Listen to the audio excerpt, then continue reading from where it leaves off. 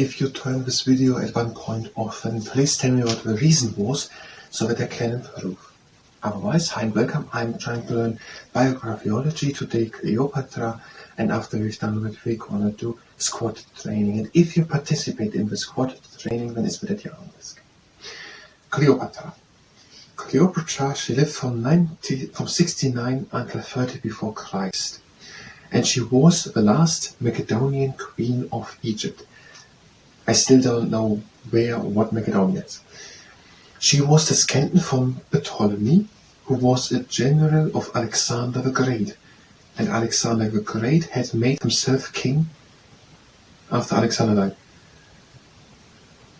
No, but Ptolemy had made himself king after Alexander died.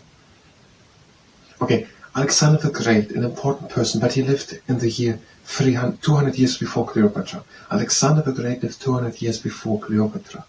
And he had a general. And the general was Ptolemy. And the general, after Alexander the Great had died, became the new king. And she was a descendant, child of for 200 years on of Ptolemy. Cleopatra may have been beautiful. She was certainly intelligent, charming, and highly determined. In 51 before Christ, Cleopatra became queen when her father died. Her 10-year-old brother Ptolemy became king. So her brother had the same name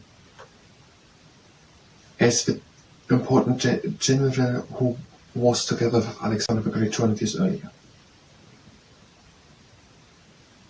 And she became queen at the same time when her brother became king, when their father died, in the year 51 before Christ.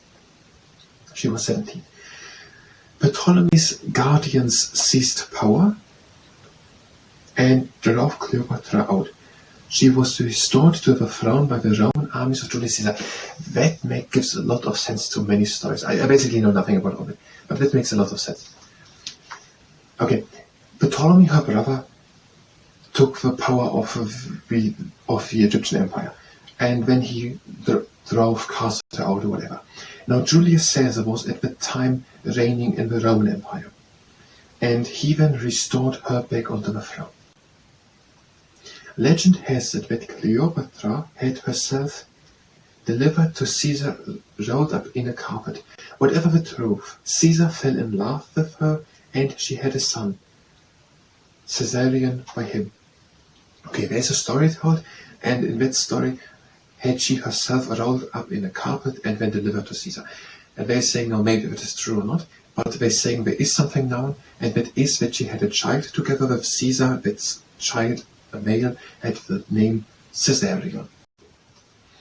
Caesar invited Cleopatra and Caesarion to Rome, where she stayed until 44 before Christ, when Caesar was brutally assassinated. He was killed by knife strokes, sort of daggers. Not in a brutally manner, of course, but not in a particular intentionally brutal manner. He died through dagger bones. The Roman general Mark Antony went to Cleopatra for her support in his bid for power in Rome. He too fell in love with her. They later married and had 3 children. Okay, she went to Rome, let's say around 50 before Christ. But then Caesar was killed in 44 before Christ, and the Roman general Mark Antony went to Cleopatra for her support in his bid for power in Rome. So Mark Antony, after Caesar died, there wasn't completely sure who became the next emperor. There was no civil war in the Roman Empire for quite some time. And one important figure was obviously Mark Antony, and he went to Cleopatra, who was the queen of Egypt, for that she would help him and support him if no Mark Antony would be the next ruler, the next Caesar of the Roman Empire. Mark Antony fell in love with Cleopatra, and they later married and had 3 children.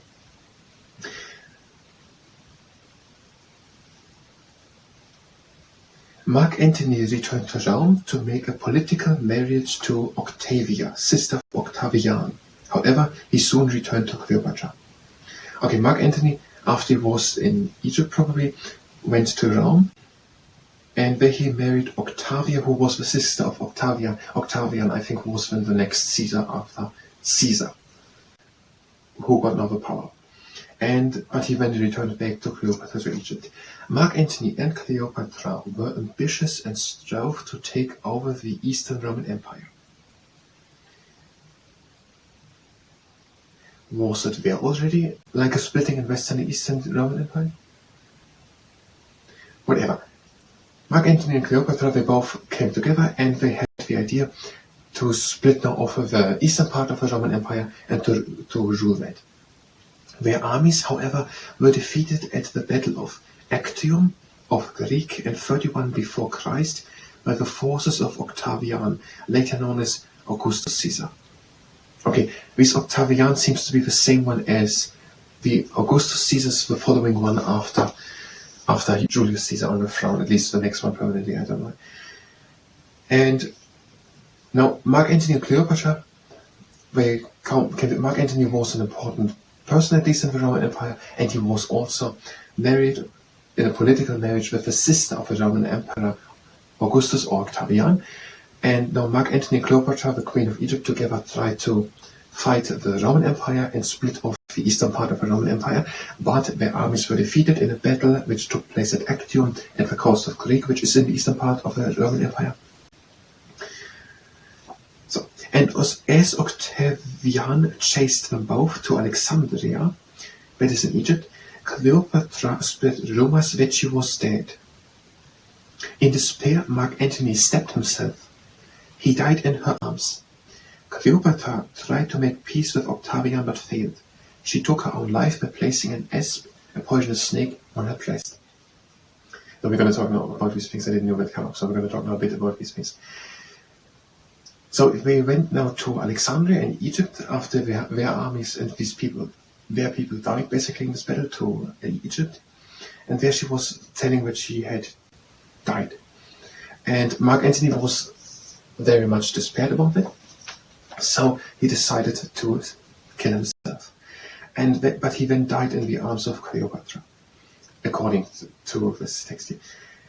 Cleopatra tried to work out a peace with Octavian, but Octavian said, "You already tried once, basically, to split off it. You were just going to try it again," and he was not agreeing to make a truce or something, and therefore she also took her own life with a poisonous snake. Much has been made of Mark Antony and Cleopatra's romantic relationship, but theirs was also a strong political alliance. Okay, they're saying here that there were many books, movies, stories made out of the romantic aspects of the relationship of Cleopatra and Mark Antony, but also the political things around that are also very important. Octavian described Cleopatra as wicked, but Octavian was an enemy, so I think we should bear that in mind. And the idea has stuck. Her people in Egypt, however, thought of her as a great, just, and much-loved queen. Okay, the information from that is basically that Octavian, a very important person, the Caesar of the Roman Empire, Octavian Augustus seems to be the same person, described her as wicked, but he was also an enemy of her, and that there were many people in Egypt where she was the queen of, who thought she was just great and overall did very much love her. Many people. Okay, that was the Cleopatra part. In the next part of Biographyology, we're going to come back to these 2 pages, and then we try to memorize what we want to memorize and try to make fun out of memory representation of it. That was the Biographyology part for now. So if you were here for Biographyology, you can go directly to the next part. If you stay here and participate in the squat training, that is where your arm is. We're bringing one leg up. Pull the leg up, point the toes down, and relax the leg. And the other leg up.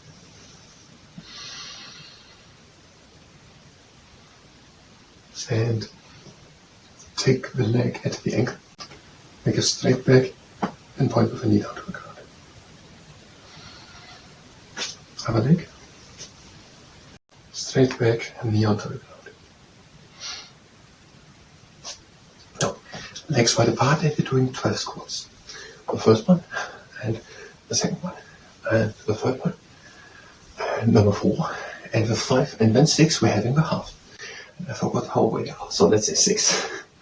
No, 7, and 8, and now 9, and the last one for 10, and now 2 more for the final 11th and 12th one. The next exercise, the 6-back squat squeeze. We're going down into quarter squat, and we're pressing against the top part of the leg, just on one side. And now on the other side.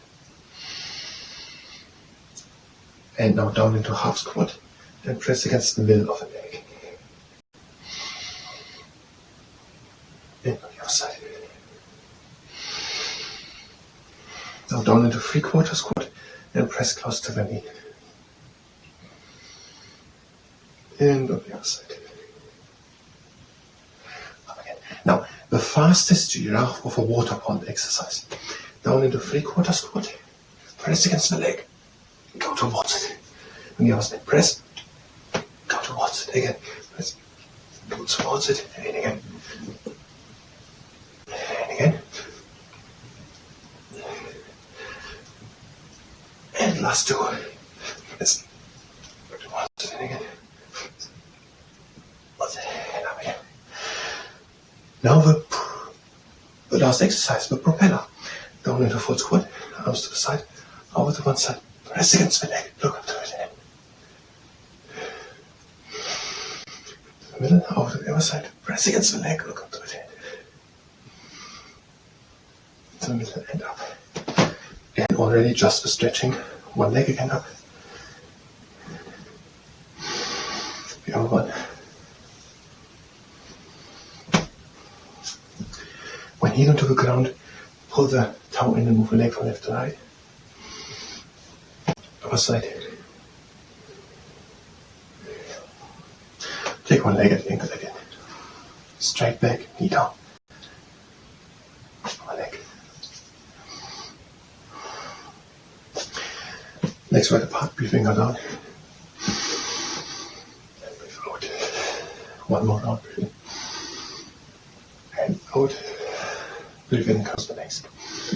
And breathe again out. That was the squat training. I thank you very much, and until next time.